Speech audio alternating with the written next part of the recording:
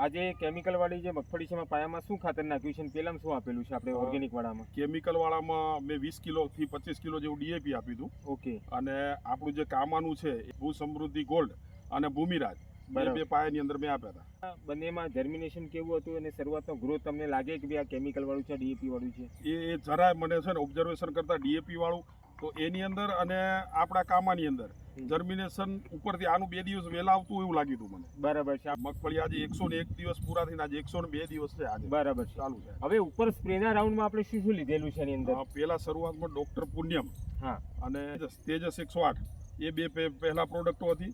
એના પછી યુનિટેક અને ફંક્સ્ટાર આપ્યું હતું. કાશ્મોરા ફ્લાવરિંગ માટે. હા, અને પાછળ પણ જે રીતે જરૂરિયાત પડી એ રીતે સુવર્ણ 51 પણ આપ્યું હતું મેં. અને આપણે સાઈઝ આજે આ છે આપણે કામાની બધી પ્રોડક્ટ વાળી આપણે મગફળી છે અને આ ડીએપી વાળી છે.